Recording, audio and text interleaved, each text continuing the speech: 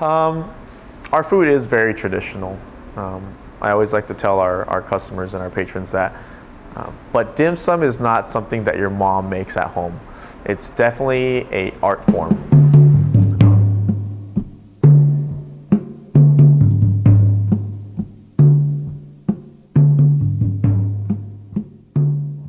So their dim sum is so fun. There's, on our dim sum menu, we have probably over 60 or 70 different items on any given day.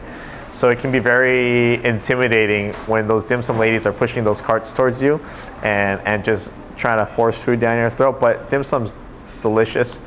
Some of the more popular items are siu mai, which is a pork dumpling with a wonton skin. Har gow, which is a shrimp dumpling with the rice paper. And some of the more adventurous items are braised chicken feet. So they braise the chicken feet with peanut sauce with some fresh jalapenos. It's super delicious, but it is an adventurous dish. So if you haven't had it before, I'd recommend you try it. So there's definitely a big difference from the guys that make the fresh dim sum than the guys that buy it. So he's pouring in the rice and he's going to steam it. And he steams it with prawns, probably for about 3 or 4 minutes. And then he separates it from this cloth right here. And he'll show you how he rolls these little shrimp noodles. So we make these fresh, from the steam tray to your table in 2 or 3 minutes. The sticky glutinous rice, and we put pork and shrimp inside as well with Chinese sausage. So right now he's filling it with barbecue pork, some cilantro, and some spices. And he's going to let that steam for about 3 to 4 minutes. And then he's going to come back over here and roll the next one. And we usually serve these with like a sweet soy sauce.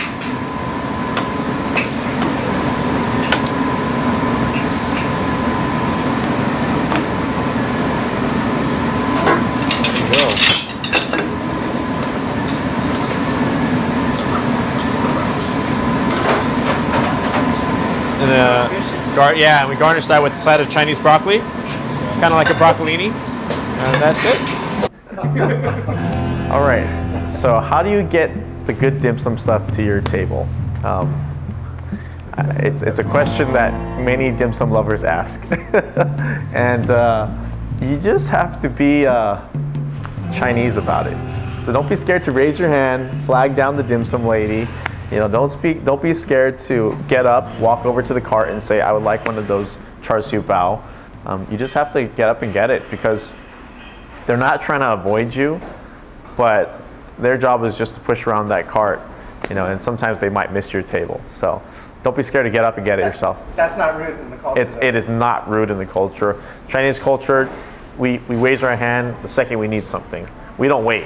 So nobody's shy in China. No, don't be shy. So if you're gonna have dim sum, you gotta be a little more adventurous. Yeah, you gotta be aggressive. You gotta come in and be aggressive with it.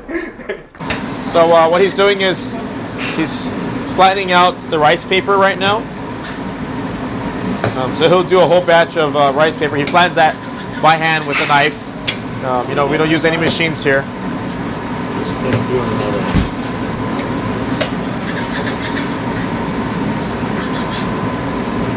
It's non-stop. Most guys, they use machines or rollers to flatten out. He's just using a knife.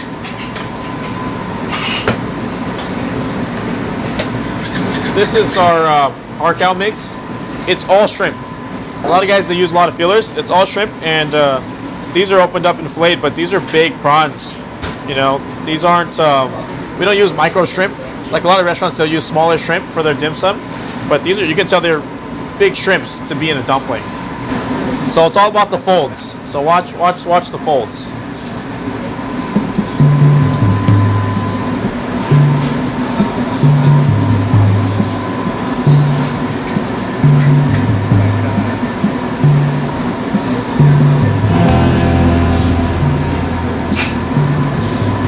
So that's a har gow right there. See? It's all about the folds. And there's just dozens of these different folds and looks. And there's different folds and styles. And I think that's where the technique comes in, because you can wrap everything the same way, but in dim sum, you differentiate it not only by the ingredient, but how you wrap it. So you'll never see a dumpling that looks like another one. They're always gonna have a different folds.